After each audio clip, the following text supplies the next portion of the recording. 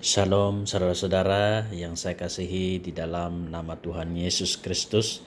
Bertemu kita sekali lagi pada hari ini di dalam ruangan renungan singkat kita. Tema renungan yang kita akan belajar ialah keunikan kehendak Tuhan kepada kita semua. Kita belajar tentang keunikan kehendak Tuhan untuk setiap pribadi kita yang dipanggilnya sebagai anak-anak Tuhan. Tuhan menciptakan kita dengan unik, ianya lain daripada satu sama yang lain. Dan saya percaya juga panggilannya atas kehidupan kita juga unik. Tidak semua panggilannya ke atas kita semua itu sama, ianya berbeza, bersesuaian dengan maksud ciptaannya kepada kita. Dan yang lazimnya di sini adalah kita akan melakukan satu tujuan yang sama, yaitu untuk menggenapi rencananya. Saudara, jangan berpikir bahwa panggilan Tuhan itu adalah seperti satu dalam 1000 ataupun satu dalam 1.000.000. Itu salah, saudara-saudara. Anggapan seperti ini adalah kesukaan bagi musuh kita, yaitu iblis. Panggilan Tuhan ini kebiasaannya adalah di luar pemikiran kita dan kepandaian kita. Kebiasaannya panggilan Tuhan adalah melalui suara yang sangat halus, namun ianya kuat di dalam hati kita. Ia semakin lama semakin jelas setiap kali ianya muncul dan bersuara di dalam hati kita sehingga kita mengiyakan panggilan Tuhan itu. Mari kita sama-sama membaca di dalam Yohanes 7 ayat 17. Firman Tuhan berkata, "Barang siapa mahu melakukan kehendaknya, ia akan tahu entah ajaranku ini berasal dari Tuhan, entah aku berkata-kata dari diriku sendiri. Barang siapa berkata-kata dari dirinya sendiri, ia mencari hormat bagi dirinya sendiri. Tetapi barang siapa mencari hormat bagi dia yang mengutusnya, ia benar dan tidak ada ketidakbenaran padanya." Saudara, daripada ayat yang ke-17 tadi, firman Tuhan berkata, barang siapa mahu melakukan kehendaknya. Di sini terang mengatakan bahwa panggilan dan kehendak Tuhan itu sudah ada. Ia merupakan satu tindakan daripada pribadi kita untuk menerima panggilan itu ataupun menerima kehendaknya dan melakukan sesuai dengan apa yang telah Tuhan perintahkan kepada kita semua. Saudara, apabila kita ke gereja, kita bukannya mahu menyuruh Tuhan bersetuju dengan kehendak kita, tetapi sebenarnya kita mahu melakukan kehendaknya melalui kita. Kita belajar daripada Tuhan Yesus sendiri. Di dalam doa Bapa kami tercatat bahwa biarlah kehendakmu yang terjadi. Begitu juga ketika Yesus berdoa di Getsemani, katanya, "Ya Bapakku, jikalau sekiranya mungkin, biarlah cawan ini lalu daripadaku. Tetapi janganlah seperti yang ku kehendaki, melainkan seperti yang Engkau kehendaki." Jadi di sini saudara, apabila kita memberi diri untuk melakukan kehendak Tuhan, kita pasti mengetahui kebenarannya. Selalunya dan kebiasaannya kita ke gereja ingin diberkati, baik secara finansial, pekerjaan, pengaruh kita, maupun kita mahu bagian yang terbaik dan yang terbesar dalam berkat Tuhan. Namun seringkali kita lupa bahwa kita masih tetap tidak mahu melakukan kehendak Tuhan. Saudara, terlalu banyak kekeliruan dalam menafsirkan doktrin firman-Nya hari ini. Penafsiran yang mengarahkan keselesaan, kebaikan kepada diri kita sendiri, sehingga lupa dan tidak mau melakukan kehendak Tuhan yang telah dipertanggungjawabkan atas pribadi kita. Selalu kita dengar doa seperti ini. Tuhan, jika Engkau memberi saya ini, memberkati saya ini dan itu, menjadikan saya dan keluarga saya lebih baik, lebih senang, lebih maju di dalam perniagaan, dalam apapun, maka saya akan lebih melayanimu. Betulkah itu, saudara? Perkara seperti ini membuatkan kita semakin lemah dan juga terlalu selesa, sehingga semuanya ini dipengaruhi oleh kehendak diri sendiri.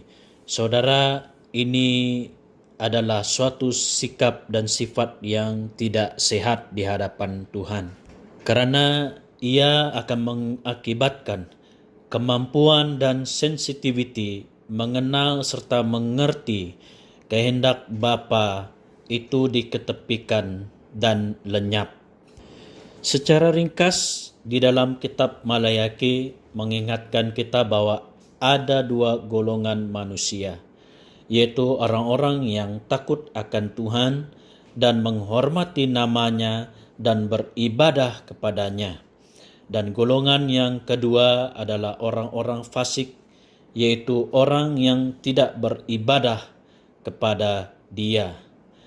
Jadi saudara, ada dua jenis panggilan dan kehendak Tuhan kepada kita hari ini. Yang pertama, panggilan yang unik ataupun panggilan yang khusus Tuhan berikan kepada seseorang. Mungkin dia adalah sebagai pengajar, mungkin dia adalah sebagai guru, mungkin dia adalah sebagai pemimpin gereja maupun untuk menjadi pastor menggembalakan sidang, ataupun panggilan ataupun kehendak atas semua orang. Di sini kita akan lihat di dalam firman Tuhan, jikalau kita adalah seorang yang tekun dan belajar tentang firman Tuhan, kita akan pasti melihat bahwa ada kehendaknya yang sudah tercatat di dalam firman-Nya, harus kita mengerti dan mengerjakannya dengan tekun dan taat setiap hari. Mari kita sama-sama melihat contohnya. Dalam 1 Tesalonika pasal 4 ayat 3 hingga 4 berkata, "Karena inilah kehendak Tuhan, pengudusanmu, yaitu supaya kamu menjauhi percabulan, supaya kamu masing-masing mengambil seorang perempuan menjadi istrimu sendiri dan hidup di dalam pengkudusan dan penghormatan, bukan di dalam keinginan hawa nafsu, seperti yang dibuat oleh orang-orang yang tidak mengenal Tuhan." Maka jelas saudara, ini kehendak Tuhan. Tidak ada rahasia kehendaknya bagi kita. Kita harus bertindak untuk mengenal kehendaknya melalui firman-Nya. Semuanya tercatat di dalam Alkitab. Kehendak Tuhan akan kita kenal apabila kita membaca dan menggali firman-Nya. Sama seperti apa yang kita baca sebentar tadi, Tuhan mengkehendaki kita untuk mengkuduskan diri kita di hadapan-Nya. Saudara, kehendak Tuhan ini bukan hanya satu kehendak, tetapi satu perintah kepada kita. Tindakan untuk mengkuduskan diri ini harus bermula daripada kita, saudara. Tuhan tidak akan secara otomatis untuk mengkuduskan kita, tetapi kita harus mengambil langkah dan tindakan untuk menyerahkan seluruh hidup kita kepada Tuhan. Saudara, daripada kitab Kejadian sehingga Wahyu mencerminkan kehidupan manusia, bertentangan dengan kehendak, rencana, campur tangannya, penyelamatannya, janjinya Tuhan kepada kita. Jika kita mau melakukan kehendak-Nya, kebenaran akan dinyatakan kepada kita. Itu janji Tuhan kepada kita yang siap dan mahu melakukannya. Dan contoh lain kehendak Tuhan kita akan baca bersama-sama di dalam 1 Tesalonika pasal yang kelima ayat yang ke-18. Mengucap syukurlah dalam segala hal, sebab itulah yang dikehendaki Tuhan di dalam Kristus Yesus bagi kamu. Mengucap syukur bermaksud apa yang sudah ada pada kita, seperti pekerjaan, rumah, kendaraan yang ada pada kita, istri dan anak-anak, apa yang ada, sederhana. Kita harus bersyukur atas semuanya, bukan mencari sesuatu yang lebih-lebih daripada apa yang sudah diterima. Ini kehendak Tuhan, supaya kita senantiasa merendahkan diri dan sederhana dalam semua apa yang kita miliki. Bagaimana pula dengan situasi dalam kehidupan kita? Ada masanya kita berkata, Tuhan, jangan membiarkan saya masuk di dalam situasi ini, masalah ini. Jauhkan saya daripada semua masalah-masalah kehidupan seharian saya, Tuhan. Saudara, bagaimana mungkin kita mau melatih iman kita, melatih hidup kita untuk terus bersandar kepada Tuhan jikalau kita menjauhkan diri daripada masalah-masalah yang datang dalam kehidupan kita? Apakah pernah kita berfikir tentang hal ini? Saudara, situasi sukar, masalah itu datang kepada kita supaya kita belajar untuk mengucap syukur, dan kita menang dan melaluinya dengan kekuatan dan penyertaan Tuhan. Itu sebabnya Tuhan Yesus menggalakkan kita untuk mengucap syukur di dalam segala hal. Sebab tanpa tentangan, tanpa cabaran di dalam hidup kita, kita tidak akan belajar. Kita tidak akan bertumbuh di dalam iman percaya kita. Ramai orang-orang yang percaya Tuhan hari ini menunggu kehendak dan panggilan Tuhan bagi mereka.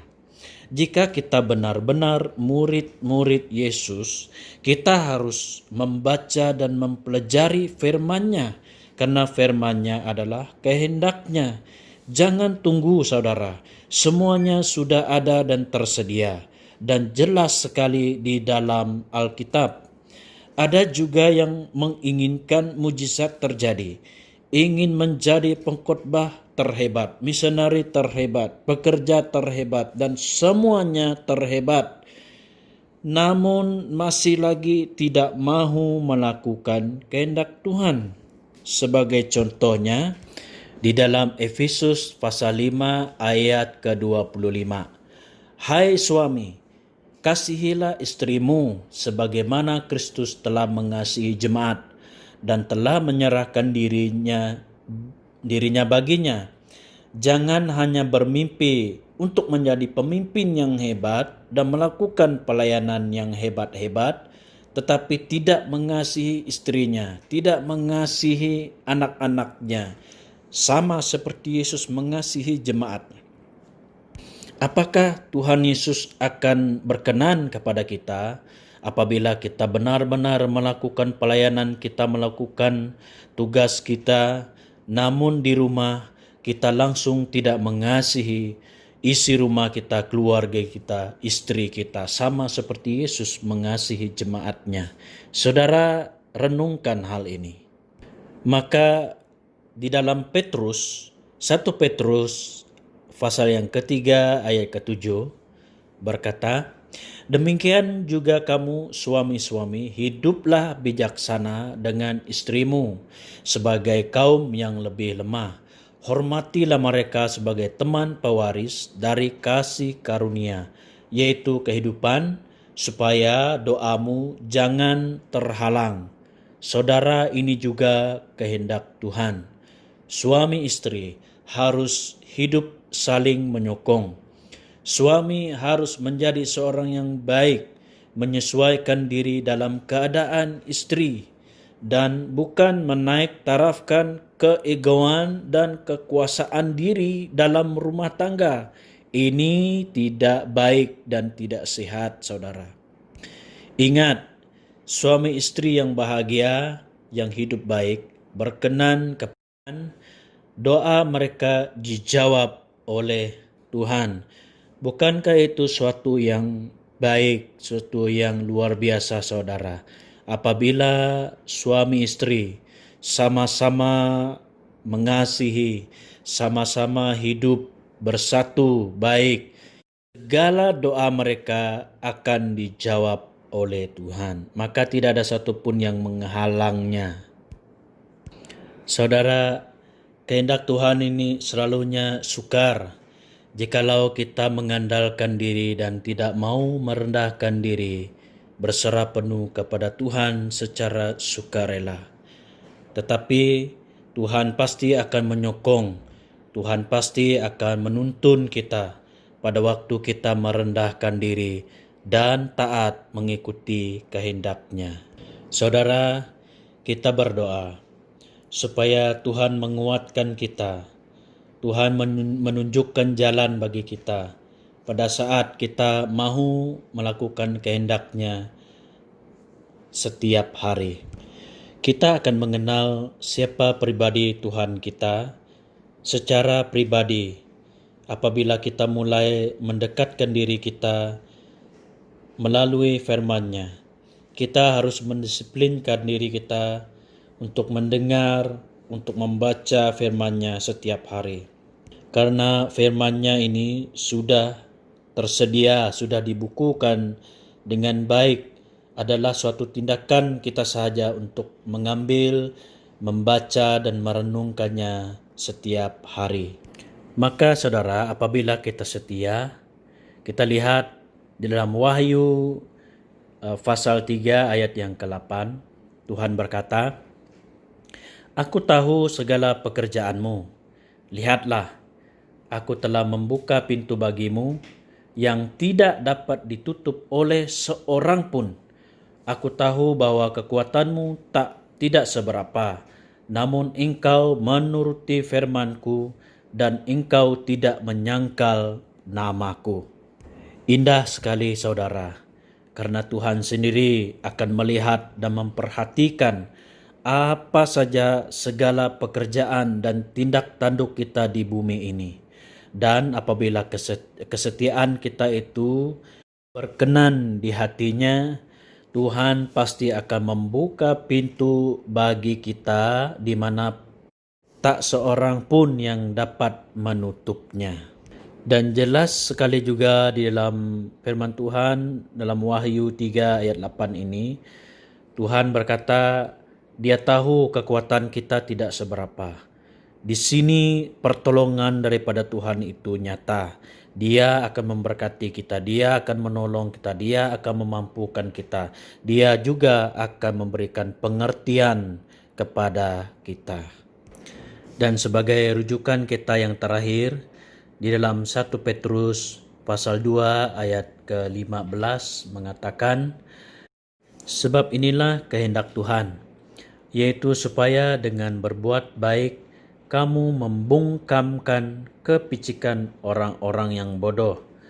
Ayat 16, "Hiduplah sebagai orang merdeka dan bukan seperti mereka yang menyalahgunakan kemerdekaan itu untuk menyelubungi kejahatan-kejahatan mereka, tetapi hiduplah sebagai hamba Tuhan." Maka dengan ini saudara, mari kita menjadi hamba Tuhan yang setia. Kita harus hidup senantiasa melakukan kebaikan kepada orang-orang yang ada di sekitar kita, di tempat kerja kita, saudara-saudara kita, dimanapun kita berdiri dan berjalan, lakukanlah kebaikan ya saudara. Mari kita juga belajar melakukan, bermula di dalam bilik kita sendiri. Kita harus menang di dalam pribadi kita dulu, di dalam keluarga kita. Kita harus menundukkan sifat kedagingan. Kita harus menangkan sifat yang jahat di dalam kehidupan kita, kelemahan-kelemahan kedagingan kita.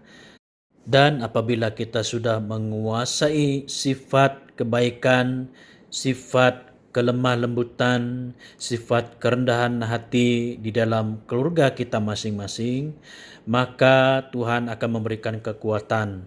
supaya kita dapat melakukannya di tempat yang terbuka. Kita akan menjadi kesaksian yang hidup, yang berkenan di hadapan Tuhan. Haleluya, terima kasih saudara. Ini sedikit renungan untuk kita pada hari ini. Mari kita sama-sama berdoa. Bapa di surga, kami mengucap syukur atas kesempatan ini. Kami sama-sama mempelajari sedikit renungan daripada sabda firman-Mu. Kami berdoa supaya kami Tuhan akan menjadi seorang yang tekun mencari kehendak Tuhan, supaya kami melakukan kehendak-Mu dengan setia. Dan Tuhan, kami mohon supaya melalui firman-Mu, supaya kami taat dan setia, dan melakukan kehendak sesuai dan berkenan di hadapan-Mu ya Bapa. Terima kasih kami mohon supaya Roh Kudus-Mu ya Tuhan memimpin kami, agar dalam semuanya nama Tuhan dimuliakan. Terima kasih, di dalam nama Yesus kami berdoa. Amin.